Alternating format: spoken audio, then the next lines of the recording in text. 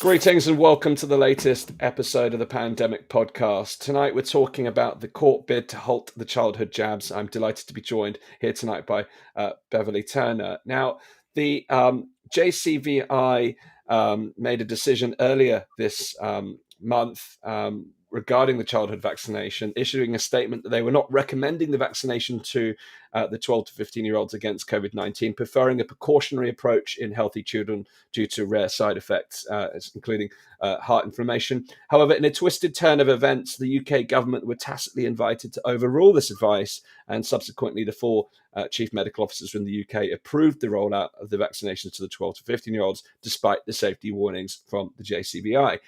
Now, the vaccine rollout to children aged between 12 to 15 years old has continued at pace across the UK, and so far nothing has been able to stop this steamroller in its tracks. However, quietly and without much mainstream media coverage, a bid to halt the programme has been making its way through the courts, with a decision due, I believe, in the coming days. My guest tonight has become the public face of this legal challenge after earlier raising her head above the parapet multiple times over the last 18 months, and specifically speaking out more recently about these issues around the children's vaccination. Now, Beverley Turner is a mother of three. She's had a long career in print and broadcast media, including working with the likes of ITV, the Daily Mail, and over the course of this year has repeatedly urged caution in giving children the COVID-19 vaccine. So I'm delighted to be joined by Beverley tonight, where I'll be asking why she's taken on this particular battle and the wider implications of the legal case and what she believes that concerned parents can do. So, Beverley, huge welcome to the Pandemic Podcast. Great to have you with me. Thank you, Dan. I'm sorry it's taken so long. I've been dying to get on here to talk to you, but, you know, life, kids, COVID, lots of things going on. So I'm afraid it's taken me a while to get here to have this conversation. And can I just apologise? I know a lot of people listening to this and not seeing the pictures, right? They'll just be hearing the audio. Some will, yeah. Okay. The people who are watching, can I just apologise the fact that I'm always in my spare bedroom in the loft? Like, other people have these amazing like home studios. I mean, look at you. You're all sorted there. You know, the home studios are like the bookcases. And I just haven't got my shit together. Am I allowed to swear? Yes, you are. Yeah. I just haven't got my shit together. So I've always got the worst lighting, the worst tech. So I will try very hard to have a lucid conversation if people will forgive the state of my house. And the kids are going to come home from school soon, so I'm hoping we're not going to get interrupted. I've given them stern warnings. Where were we? We've got to talk about COVID. Yeah. I am so excited, first of all, to have a whole almost an hour conversation with you about this, because as so many people know, it's really hard to find people that you can actually sit and have these therapeutic, massive chats with, because like so many people, a lot of my friends don't share my worries about the world, about what's happening. They don't share my concerns. They don't necessarily have the same depth of knowledge that I have. And so it's so hard to find people that you can actually have these big, long conversations with. And otherwise, I just bore them. You know, you end up doing a bit of a lecture, don't you? But you asked me about children in courts. Should we talk about that? Yeah, sure. I mean, before, yeah, but what? First of all, you know, what spiked? I know you've been like myself, vocal about a number of the issues that have come up, and you've been particularly vocal around some of the issues that we've seen in the broader pandemic response, where it's deeply affected children. So, you know, what's really? I suppose let's give a bit of context. What led to you first becoming concerned about what you were seeing over the last 20 months? So I've thought about this a lot. I mean, like so many of your listeners, and like you, no doubt, I wake up every morning and think, is it over yet? And I kind of think, how have I got here? Like, how did I get to this position? And I keep trying to go back in time. And as you know, COVID and lockdowns has warped, like the sense of time has become elastic. We don't know what year it is most of the time.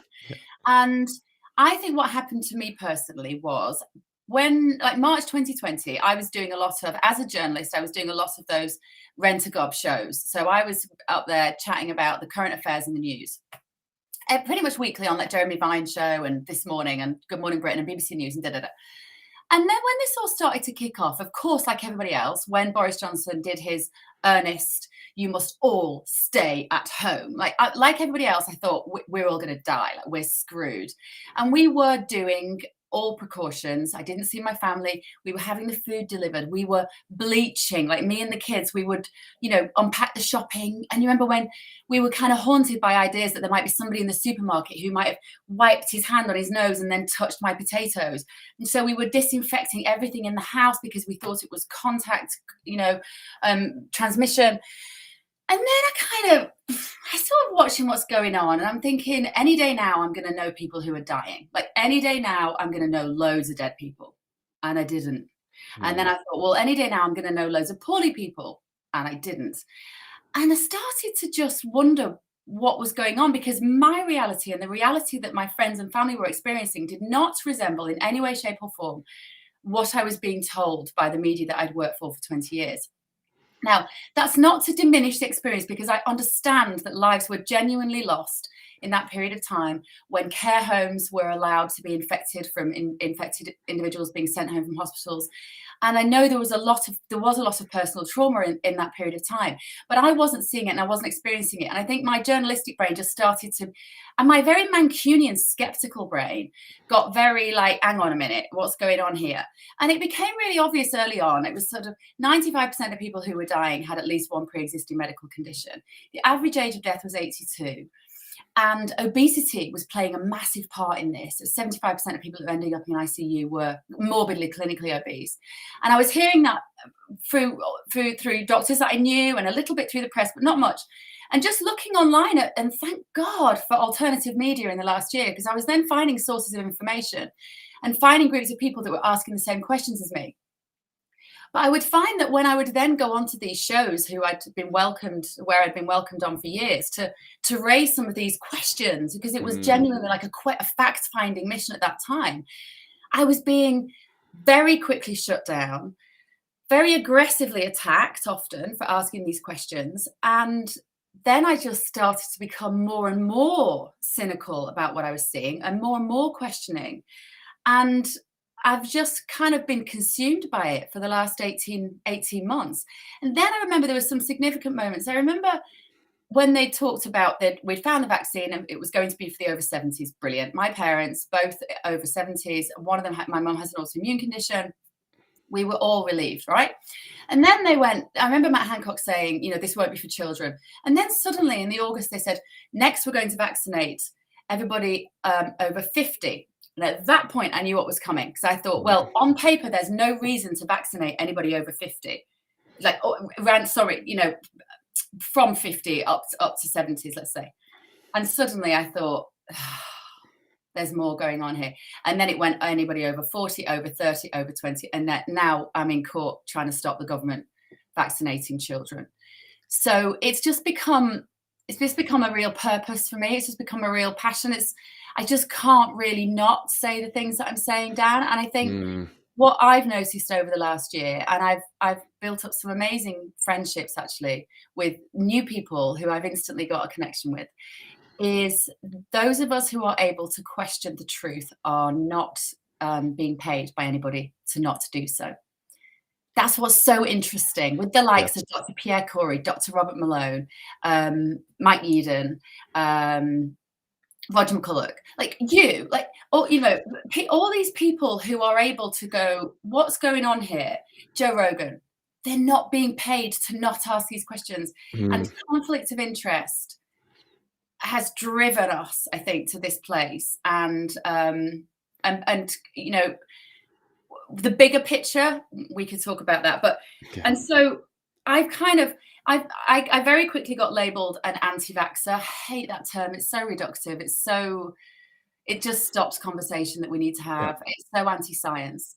And I'm not, obviously, in principle. I think if you are a vulnerable person, it seems obvious to me at this stage that a vaccine is a good idea.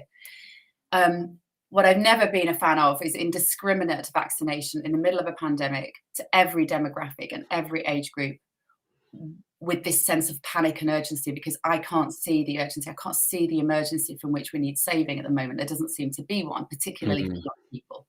There never has been for young people. And so I guess that's kind of my journey. That's where I've got to here. And I'm just not a fan of any sort of mandated vaccination under any circumstances, mandated medical treatment of any kind. And I find that deeply, deeply disturbing. That's what keeps me awake at night. Yeah, I share that in common. I mean, I've shared my own journey to my own questioning, and fortunately, just for your information, my wife and I went to on our honeymoon in February last year, and we went out to Asia. So I just did a bit of research in terms of what I'd seen from China, because at that point, if you remember, you saw these kind of crash test dummies dying in the street, and I feel like I can say that now without it being insulting, because at the time you're like, crikey, people are literally dying in the street. But Yeah. the fact that it happened nowhere else is suggestive of the fact that it probably didn't legitimately happen in the first place. Particularly, I had a friend of mine who studies kind of physical dynamics. He said people's bodies wouldn't land in that way if they genuinely collapsed. And we were beautifully primed by China to overreact in the West. I mean, they played us like a fiddle. Those pictures, we can find them quite comical now, of people walking out of the tube and just going like face down on the pavement. And then, the images that we were given of doors being welded shut. Yeah. We were all, of course, we were all frightened at that time. We thought this was going to be like Day of the Triffids out there. And I think that they just were so clever. And I was thinking, when I was ill, because I've just had COVID, and when I was ill, I was thinking, nobody's angry enough at the Wuhan wankers. Like, nobody's angry enough at the blokes who cooked this up in a test tube. Why is that? I can't understand why there's not more anger about that. Like, when I was in bed and having to watch Great British Bake Off for the 63rd time with my 10-year-old, I was really angry at Wuhan. I was angry at those blokes. I was angry at those people who created this virus, which has brought the world to a standstill and just on a very individual level, made me feel rubbish for a few days. But there just seems to be a lack of sort of anger towards them. I just don't understand that. I mean, even preceding anger, there's just a lack of scrutiny. There was that Nature paper that came out last year and was just like, definitive, it's definitely from Nature. It's and it got I always know that something's awry when you see the same headline in publications across the world. It's like that to me is manipulation of media. But that was it. It's like the science is settled. It's definitely. But for me, I was like, if we want to avoid something like this in the future ever again, we have to understand the source. We have to be putting attention into where did this actually come from and how can we avoid this happening if we really care about humanity. But no, none of that fuss. I mean, that drove me up the wall. The problem is if Fauci was funding gain of function in Wuhan, like, they can't investigate that. You can't blame the man who's responsible for the recovery in America. Where do we go with that? It's this perfect circle. It's been a year of this amazingly just like this beautifully effective octopus that spread its testicles across the world into every area of public life, in politics, in the media, in business, and was able to shut down the voices it didn't want to hear with these little suckers, and allowed those people who were, I believe, I keep seeing it more and more, but as part of the World Economic Forum, to have these positions of huge influence and agency in our British media. I mean, just to give you an idea of kind of the stuff that I experienced. Do you remember there was a bit of a brouhaha when I went on this morning and had a bit of a set to with Dermot O'Leary? Yes. So I went on this morning and I didn't think it was controversial to say. We were talking about mandating vaccines for care home workers at that point. And Matthew Wright was there, and Dermot and Alison Hammond. And I said, well, it doesn't seem sensible given that the vaccine does not stop you catching or passing it on. Yeah. To which Dermot, who I am very fond of, I've known for many years, was like, well, it does, Bev. And I was like, it doesn't, Dermot. It does. It doesn't. And I felt like I was sat there saying, the sun is in the sky. And the presenter of the show is saying, the sun is not in the sky. And I'm going, the sun is in the fucking sky. He's going, the sun is not in the sky. Now, I sort of come off air and I think, that was weird, because Dermot's smart and normally rehearsed and he knows what he's talking about. It's just bizarre that something as basic as that. Anyway, obviously it all kicks off. This morning put the clip on Twitter. It was watched by about 1 million, something like 750,000 people in about 48 hours. And the vast majority of people were actually complaining about Dermot and Matthew Wright, who was also chipping in saying, that's not true, that's not true. And what became so fascinating was I was starting to get trolled by the British media, but I was getting a lot of love online. And that's what my experience of the last 18 months has been like. I've never been more supported on social media. My following has like grown, 6 times than I had 18 months ago. That's not the kind of shit that keeps me awake at night. I'm not looking for Twitter followers, but it's nice to have a community of people who are finding congruence in the things I'm saying. So But the This Morning thing, so the paper's all around with like anti-vaxxer, blah, blah, blah, talk shit on the TV, basically, is what the headline Mm, said. A website called fullfact.org, which you may be familiar with, yes. ran a piece on the front page that said, TV presenter causes Twitter storm with fake claims on TV. So I rang them up. So they wouldn't have been expecting that. So I just picked up the phone to Full Fact and I speak to some 17-year-old in his mum's box room, because that was the kind of stuff that was damaging for me. It was all very well for the tabloids to go, anti-vaxxer gets her facts wrong, but they didn't even say that actually in the papers. The papers were more like, has a set to with Dermot. But Full Fact was a very damaging, because this is where it's so complex and so interesting. I speak to Full Fact and I say, hello, it's Bev Turner. To which they go, oh shit, didn't expect this. And I say, can we just have a little chat about the piece on your website saying that I got my facts wrong? Like, if you have evidence that the vaccine stops you catching it and passing it on, I need to see that, because I have a responsibility to get my facts right. I'm sure you would agree. And they said to me, well, after a 10-minute sort of tussle, they went, well, the thing is, what you said is actually right, but you were bringing the efficacy of the jabs into question. Mm-hmm. Now, Ofcom, the regulatory body that controls what can be said on the British media, changed their guidelines at the pandemic. And they added a line that said, you cannot say anything which brings the efficacy of the vaccines into question. So Full Fact were using this line against me. And because I knew my Ofcom guidance, I was like, that's funny that they've used that line against me. So I go off and have a look into who Full Fact are. And of course, Full Facts have been hired by Ofcom to do their fact checking. And who funds Full Fact?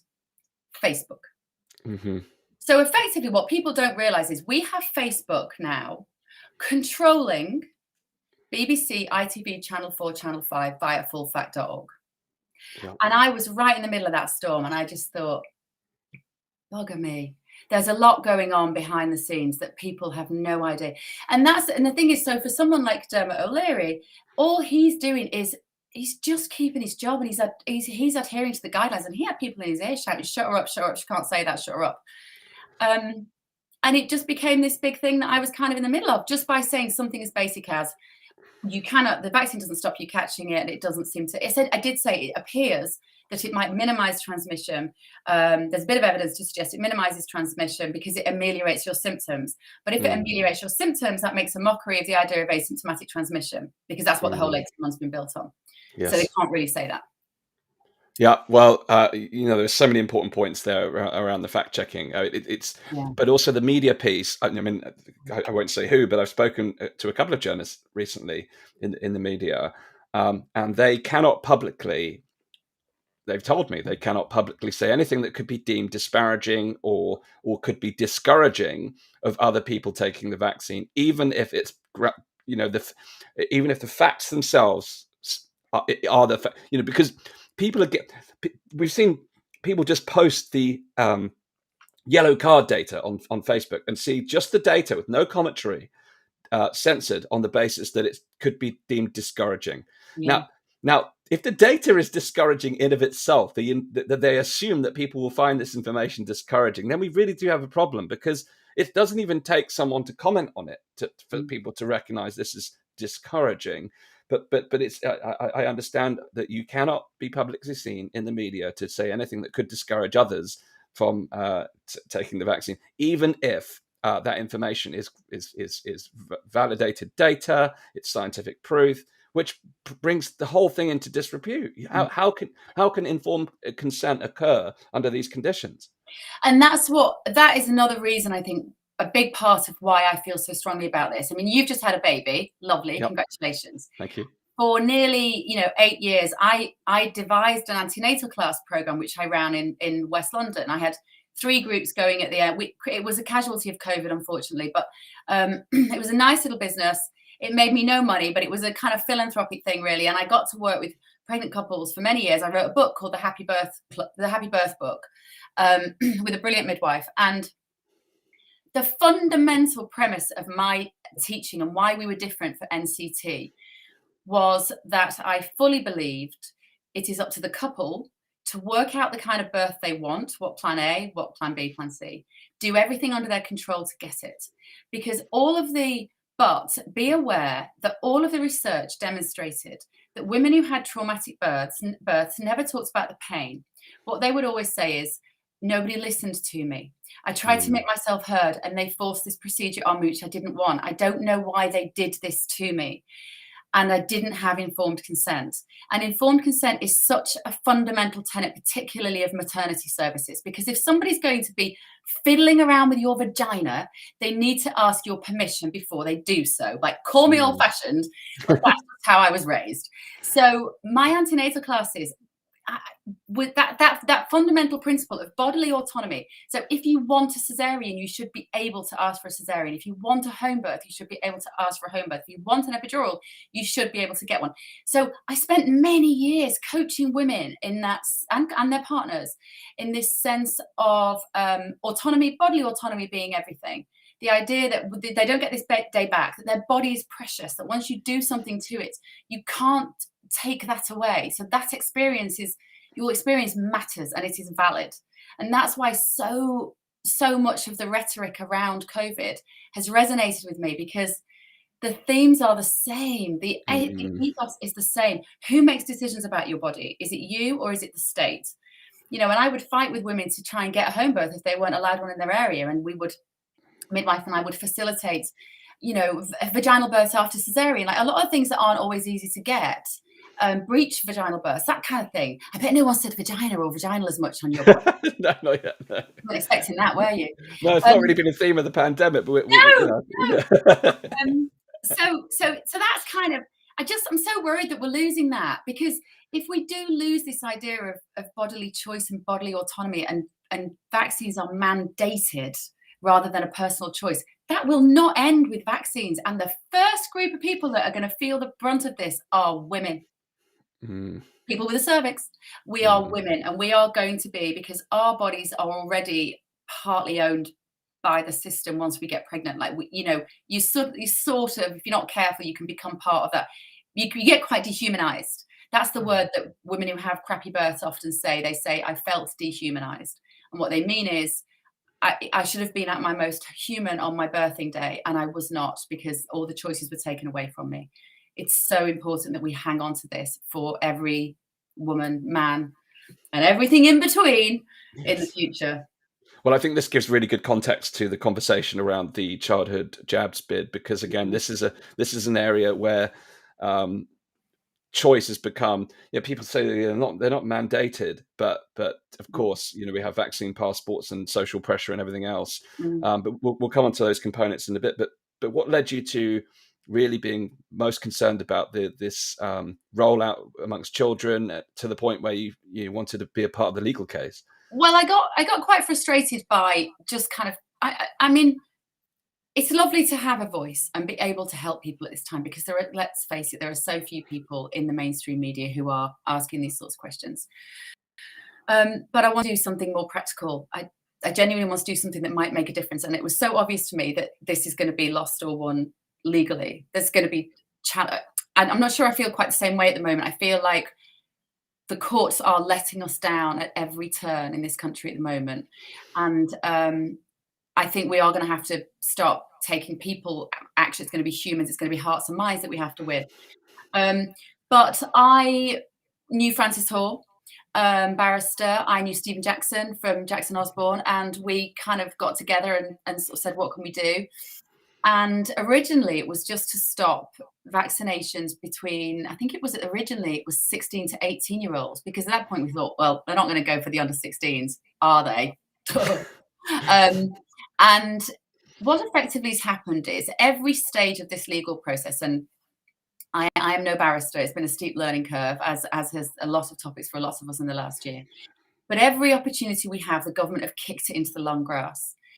And we are now at the stage where, to simplify it in its most simple terms, we were in court a couple of weeks ago, and the judge has basically said to the government, you need to go away and find more evidence for us as to why this vaccination program should continue, which was a victory of sorts for us, because it could have just got thrown out at that stage. Mm. And so next week, so we have had some correspondence from the government.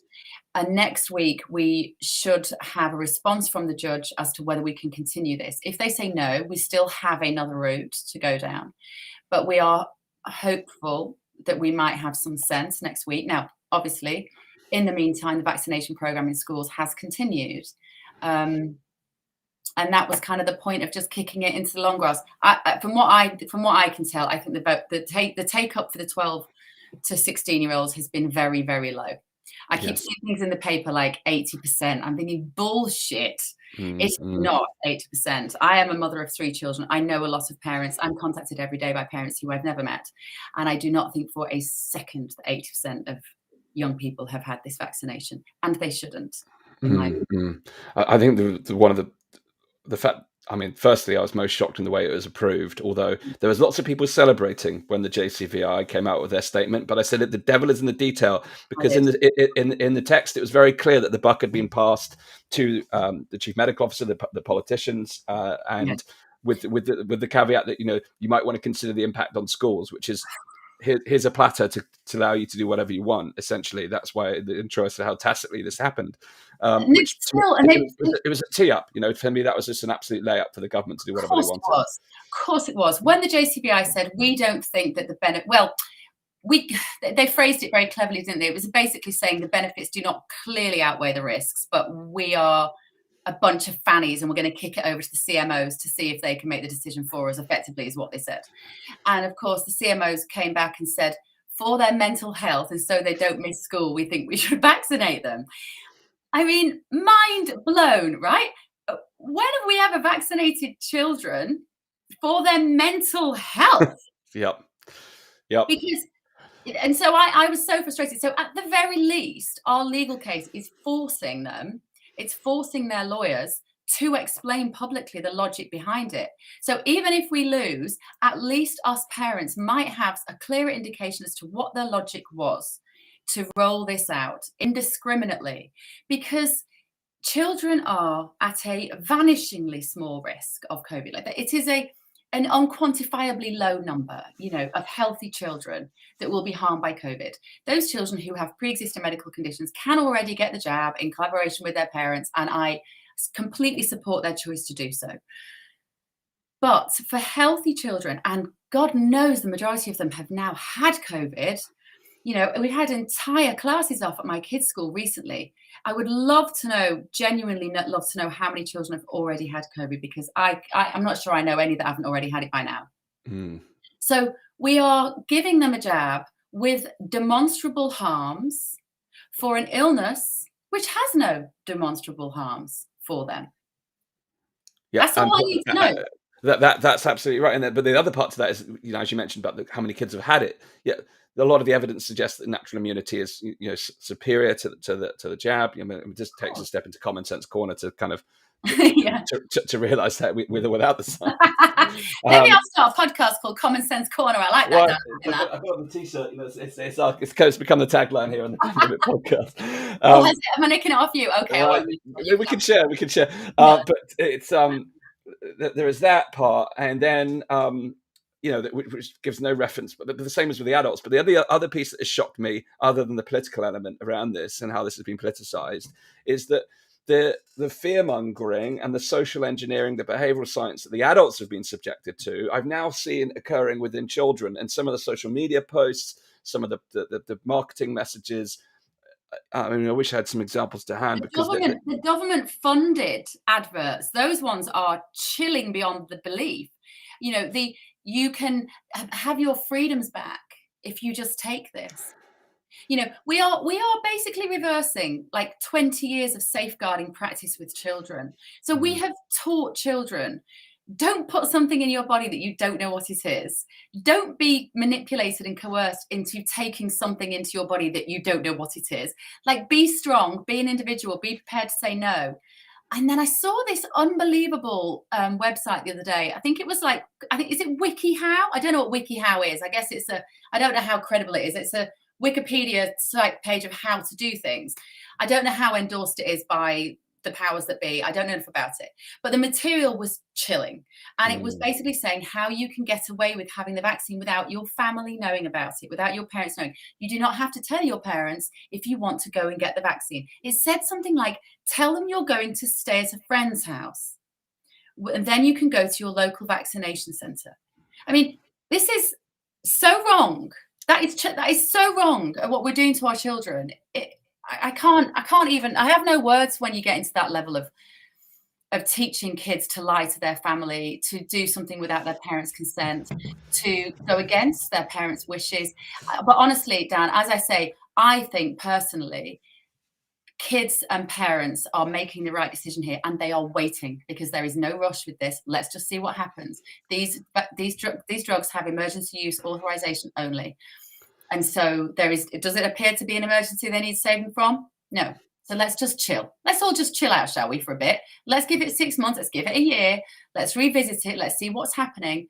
Let's allow these children to build up this wonderful, natural, adapted immunity, which is better for them and better for all of the elderly people in their lives. And that's it. It's so obvious to me.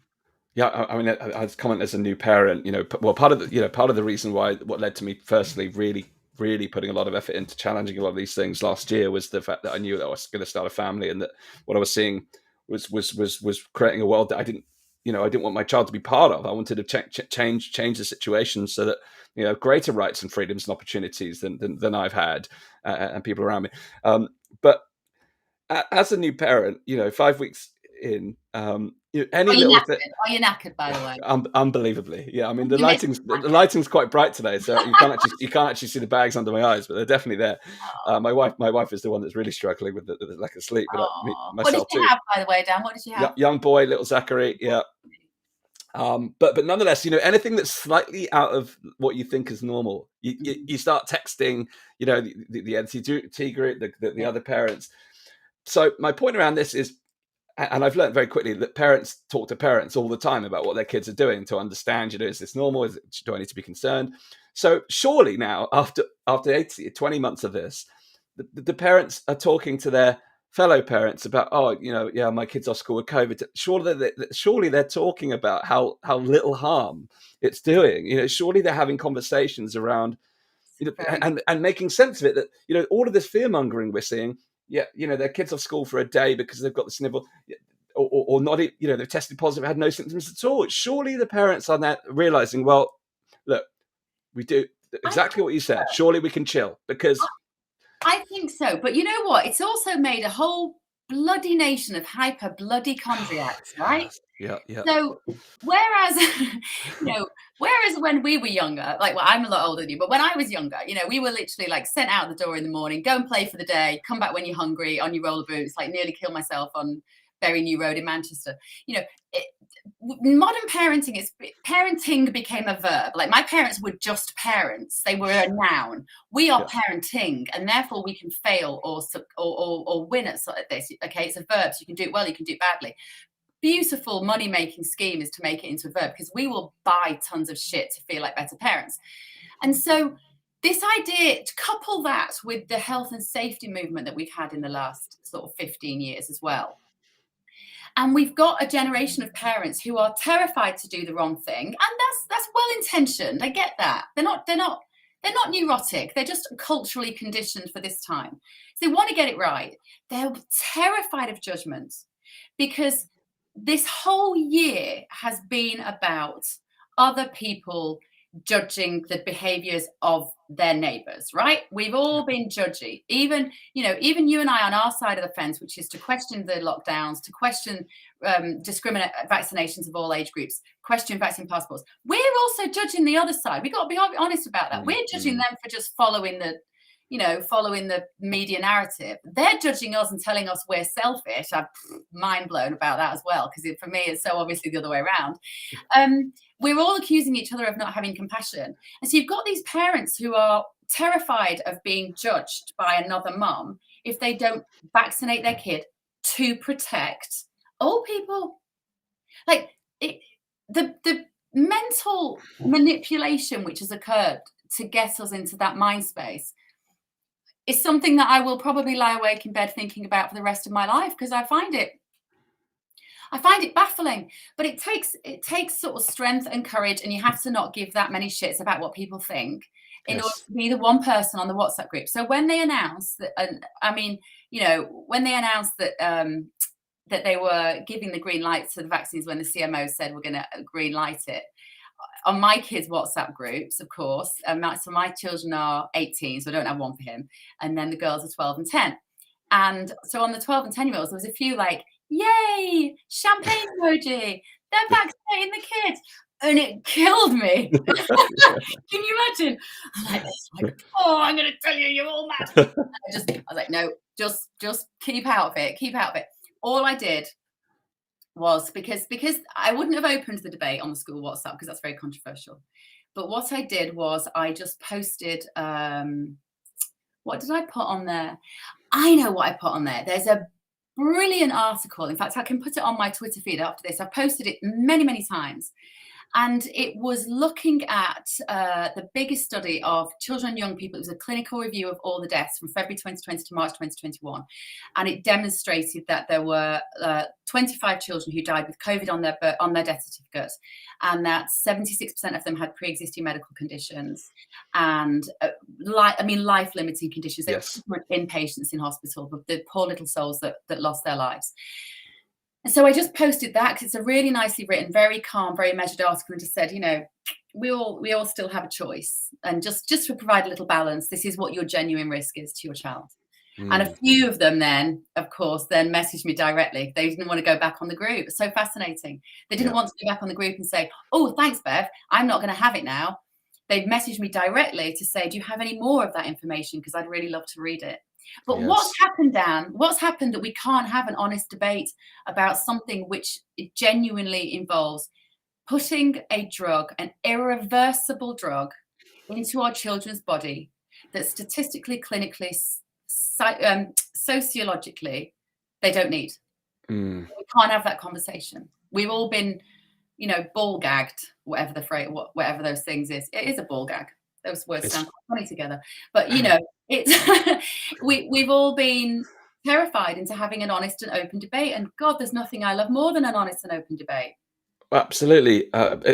People have been terrified, but also with some of the issues we talked about already on the show is that this censorship culture has really limited that ability to debate. So even if there is sources that people can reference that are fully verified, it's difficult for them to find them. It's becoming increasingly difficult to find them. In the last day, I've seen two people I respected hugely censored on the internet. Professor David Thunder, he's been a guest on the show here. Yeah. He specializes in cultural and social trends. So, of course, he's been commenting on the cultural, social trends that we've witnessed in the last 18 months, 20 months. Taken down. Very, very articulate man, very professional, taken offline. There was a conversation about vaccine passports by an MP, taken offline. But the great thing about MPs being censored now is it's like, oh, hang on a minute. Maybe there's other things that perhaps that perhaps aren't quite right. But that makes it incredibly difficult. All the social pressures that effectively, it's been made to be perceived to go against the grain by simply asking questions that are about the validity of doing this with your children. It's unbelievable, but it's not just seen as going against the grain. It's, as you've witnessed yourself, people label people who ask questions about vaccines as anti-vaxxers. They could have had all their jabs that they've ever been asked to have in their entire life, but because this one is new, it's different, they ask questions, they get labeled as anti-vax. I've never seen anything quite as ridiculous. But that then becomes a barrier to people having courage to do their own research. Yeah, I think it is courage to do their own research. And in fact, there's a few friends that I've had these sort of conversations with, even friends who are in the public eye, and it's difficult. It's hard for me. It is hard for me to have these conversations. And one of them, she just said to me, I'm not as brave as you. I'm not as brave as you. I do not have your courage. And it was actually very, very honest of her to say that. I find that disappointing because there's nothing that this will, I believe, will be it's the biggest battle of our lifetimes, I think. Let's see what comes next. But when we're looking at mandatory vaccinations and vaccine passports, then that's a future I do not want to leave for my children. I don't want to be any part of that. I will never show my papers. I will never be asked I will never reveal my medical status to a bouncer on a door in order to get into a nightclub. And believe me, I love nightclubs. Like, it's one of the things I've missed so much of the last 18 months is going out drinking and dancing with my boyfriend. That's all I want to do. Yeah. And I'm deeply saddened that we might be getting to the place where I can't do that. I won't take part in that. And what I love, do you know what? The nicest messages I get are those that I get from people who say, I am vaccinated. I made that informed choice. An older person, maybe someone with pre-existing medical conditions, I'm vaccinated, but I do not believe in vaccine passports, and I will do everything I can in my power to stop them ever coming onto these shores. And I love that. I have a lot of time for that attitude. I think those people are really brave. I think those people are very, very smart, and they're very brave. And I just hope more and more people wake up to the reality of it. I'm sure you saw it, Dan. I posted on my Twitter feed the Twitter thread from the guy in Lithuania describing the life for him and his family without having what they call in Lithuania the opportunity pass. Isn't that lovely? You've got the pass sanitaire, you've got the green pass. What's fascinating is that all these governments had these ready to go. They all had them ready to go. Now, how can that not be a coordinated action? It's a huge digital undertaking, but they're all there.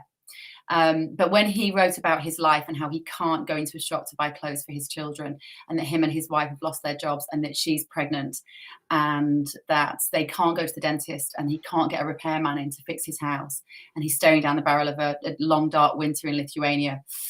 It was so chilling, and it was so brilliant because it showed us in a very practical day-to-day way, which I've been desperate for, what life without a vaccine passport might look like. I would urge anybody to look at that. I'm sure you posted it as well, didn't you? I think. Yeah, absolutely. Yeah, I mean, it's really important that people get a sense of that. That people always think, oh, it won't happen to us, but it's happening everywhere, and that's the reality. And I think you're absolutely right about you mentioned your friend who's been vaccinated. I know lots of people who have been vaccinated, but firmly stand against this idea of dividing society through something like this. And I think that's why the Together campaign that I'm so passionate about gives us the opportunity to say we want to be together. We don't want to be left behind. If you love clubbing, but it's not. We've seen in the UK it's talked about nightclubs, but the reality is, as we've seen in Lithuania, other parts of the world, it doesn't get limited there. The other day, I went to one of the biggest shopping malls in Bristol. Went to Cribbs Causeway, where I live, and I thought to myself, this could be the last time I'm allowed in here, which is ridiculous. I'm just there with my wife. Both Lizzie and I have both had COVID, so we have natural immunity. But we may not be able to go in there. We're completely healthy. Nothing's wrong with us. Lizzie's a personal trainer. We take good care of our health. I am just like, honestly, I'm hoping that the concept of natural immunity is once again accepted by the scientific community as being real, because it is. That's the thing. I find that so shocking that we're not recognizing that. And actually, all of the research is showing that people who've already had COVID are more likely to have worse adverse reactions to the jabs than those who haven't. So people who've already got spike protein reactions going on in their body react worse to the vaccines than people who don't. I mean, that seems to be borne out by the research. And even anecdotally, if anybody's listening who knows people who had COVID and then had the jabs, like, oh, felt bloody awful for days and weeks.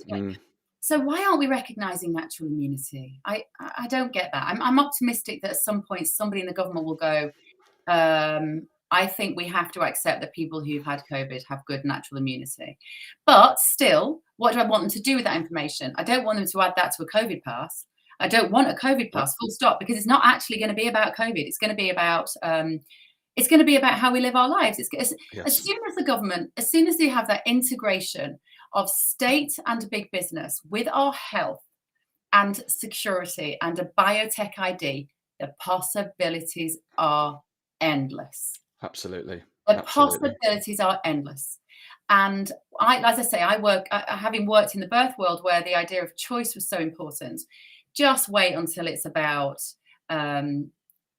let's say, a certain type of woman who has to have a contraception implant. Maybe it's somebody that's been in prison or who is deemed by the state to not be able to be a suitable mother for whatever random and arbitrary reason that might be. There will be enforced contraception. I think we're basically this. I do believe that the vaccine passport concept is a subscription service to our own health. It is, and let's face it, there's nothing the technocrats like more than a subscription service. You know, Yeah. that's Yeah. cash grab. You will owe nothing and you will be happy. So Yes. everything will be on subscription. And if eventually the NHS comes crumbling to the ground, which I'm absolutely sure and heartbroken about, that will happen anytime soon. We will have to pay for these future vaccines. And then you are on a subscription service to your own life and to being alive and to be well. And when they say you've got to go and have your 6-month jab, oh, but I'm sorry, it's going to cost you 40 quid, which is what Pfizer charge now, 40 quid. And it will probably go to 50 and then it'll be 100 quid. And we're just locked in. Like, I hate even now trying to get out of some bloody Amazon things I've signed up for. I find that hard enough. Like, my son accidentally signed up to like the Amazon Prime thing on his as a sort of trial. I can't get out of it. I've been trying for weeks to speak to somebody at Amazon to get out of this bloody subscription service. It's coming out of my account every month by mistake. That is the reality of what this is going to look like. And I don't think people understand. Well, I agree with you, but the difference here is you have the option to opt out of Amazon, whereas if the government says you can no longer do that, that's a very different story. That's the situation we face ourselves facing here with the level of government intervention. But of course, the difficult thing is here. You know, you start to talk about where these types of technologies are already being used. You can give examples from China about their kind of social credit system, where literally, if you to use the American term, if you jaywalk across the street, you walk across. In some regions in China, because the facial recognition, they will clock you and they deduct money from your account for breaking that regulation. Now, people say that's China, it's different. Well, how is it so different when we've got a situation now where a vaccine passport could potentially stop me from going into a shopping mall or to get medical healthcare? We're already seeing people being denied transplants because they've not vaccinated. We've created a situation where we live a conditional life. Today it could be a COVID vaccine. What could it be tomorrow? The problem is that we are in this point now where we have the opportunity to say no, and a lot of people are showing that they're willing to do that. They can deliver. So. I really hope so, but I think we are. I think to me it feels like an existential crisis. You know, it's much bigger than just health. And I want the state out of my life. Like, I want them to back the fuck off out of my life. Like, what's been so interesting has been what's happened politically as well. I think for a lot of individuals, I would always have considered myself to be quite central, like most people are, neither particularly left wing or particularly right wing. I would say I was probably centre, sort of left-ish, maybe. And throughout my voting career, I have literally voted for every single political party. I voted Lib Dem, I voted Tory, I voted Labour. Since I'm 46 now, and so all my voting life from 18, I voted for everybody. Like, I was politically promiscuous. And now I find myself sitting beside people ideologically that I used to disparage on a weekly basis. So I had a show on LBC for a few years, and I used to lay into the likes of Nigel Farage and Katie Hopkins. And now, weirdly, I find myself agreeing with them, because when they are talking about freedom, I didn't realize how that was so important to me. I'm not necessarily aligned with Farage on like immigration stuff like that. I just want to kind of clarify some areas that we may not sit in the same Venn diagram necessarily. But it has completely upended how I felt I sat politically. And people that I used to adore on the media that I could just like listen to every day, I can't listen to anymore. I cannot listen to them. And then other people that I used to find abhorrent, I'm finding myself tuning in and listening to what they have to say. Because I think anything to do, left, right, has gone right out the window. We've got a conservative government that is pretty much turning us into a communist state. Where all I think is left anymore is libertarian versus authoritarian. That is it. Totalitarian almost. That's it. And so the idea of left, right, you know, in, out, shake it all about, it's all gone. It's just all completely been thrown up in the air and landed in places that we never thought it would in the last 12, 18 months.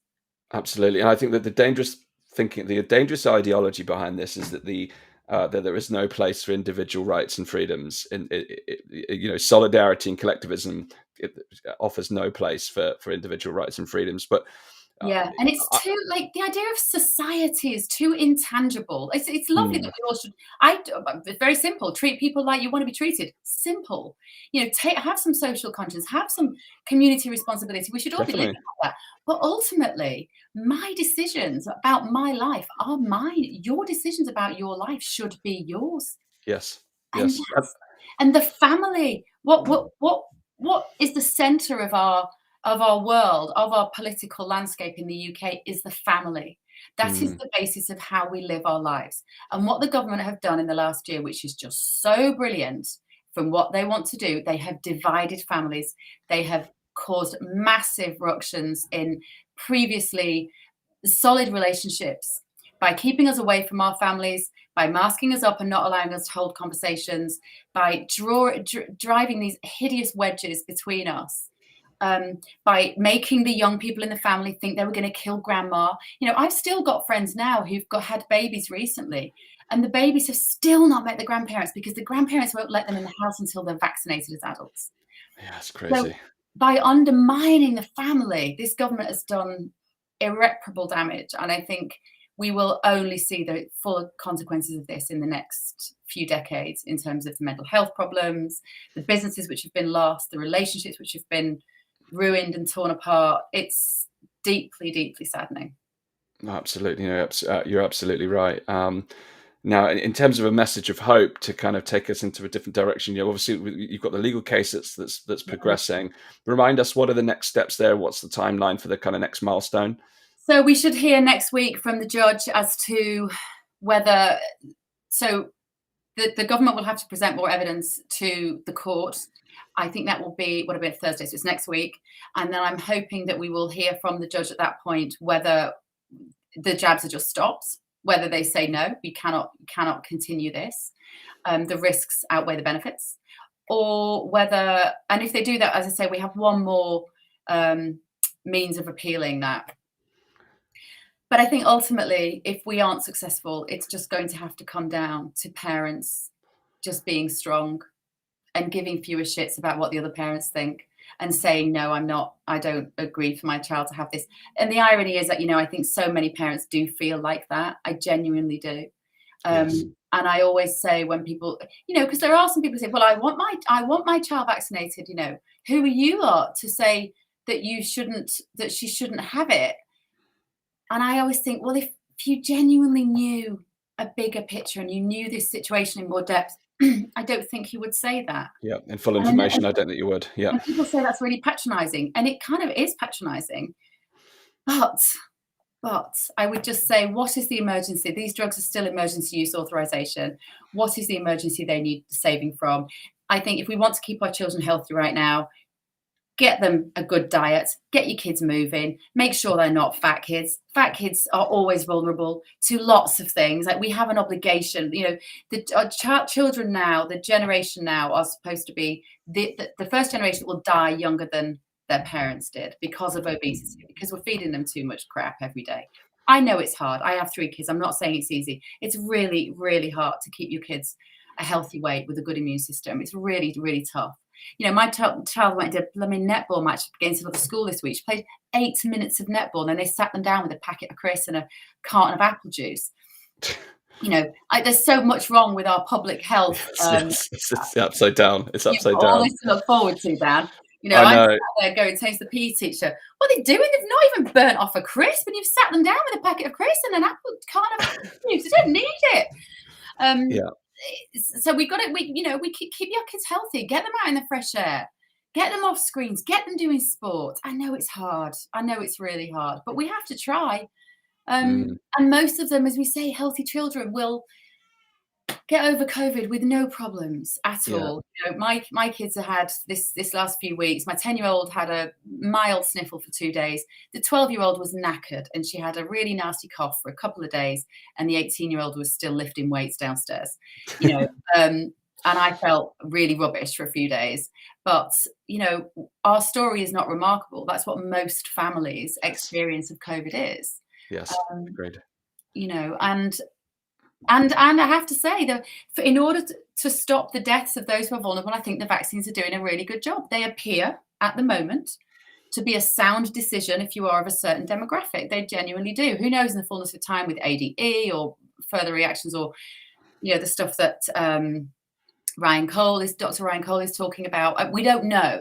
There's still an awful lot that we're learning about COVID and the effects of the vaccine. So let's not rush into indiscriminately giving this to all of our children, because we don't know the long-term harms. We don't know the long-term understanding of it, and that's just paramount when it's a kid. Yeah, we to be honest, quite on your point there, we don't actually even know the short-term benefit. I think this winter will be very telling. Will reveal a lot about the efficacy and effectiveness.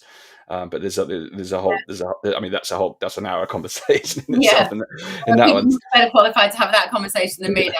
I mean, I've heard some fantastic podcasts with Robert Malone. There was a superb debate the other day with Pierre Corey and Robert Cole and Robert Malone, and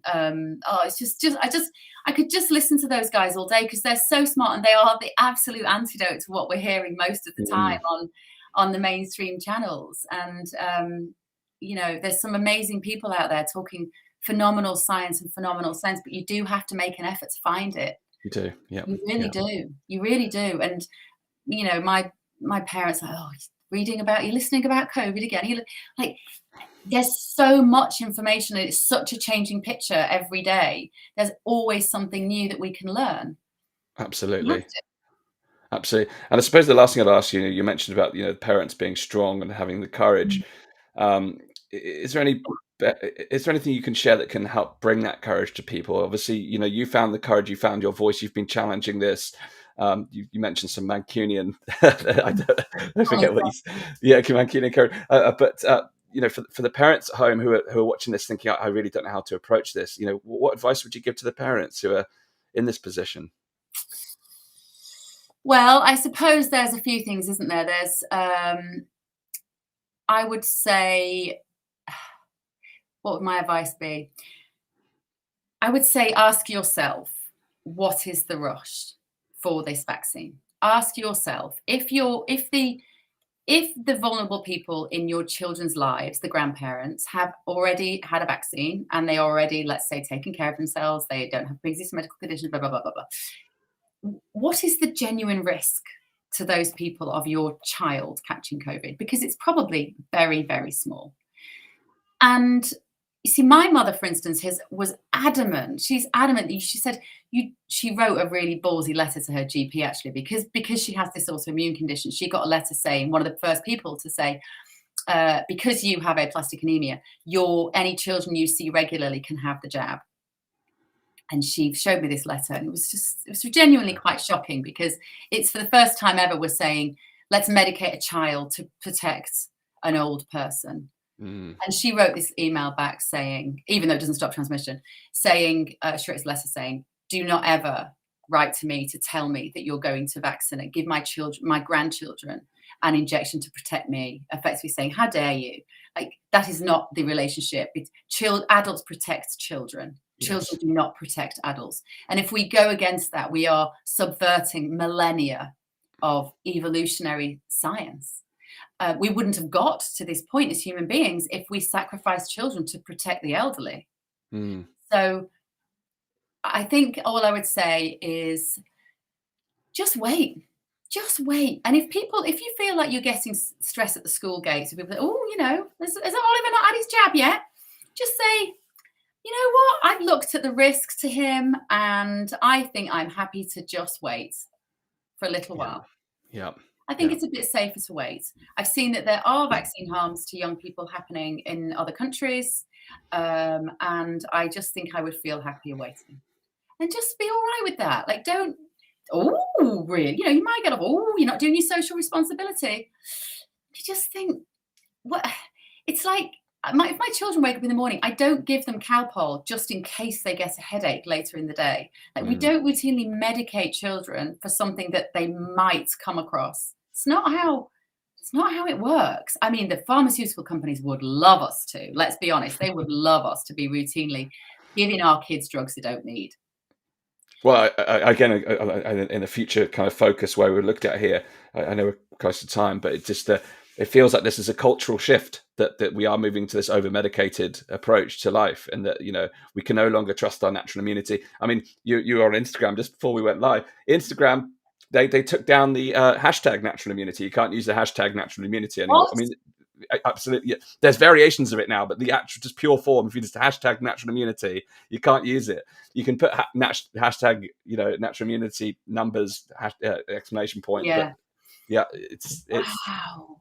it's a reflect to me. It's a worrying reflection of this idea that we cannot trust our immune systems. We have to outsource our immune system. Absolutely. Absolutely. And also this idea of what I find really interesting. Obviously, the statistics now, people will say 76% of those who are dying are vaccinated. Okay, that's one of the things we keep hearing. Yep, 76% of people who are dying are vaccinated. Now, that sounds, to people who don't think the vaccine's a good idea, that sounds like a win, right? It's not really, because of course the elderly are still those who are dying. All right, in this country, you are still much more likely to die if you're 86 than if you're 6, thankfully.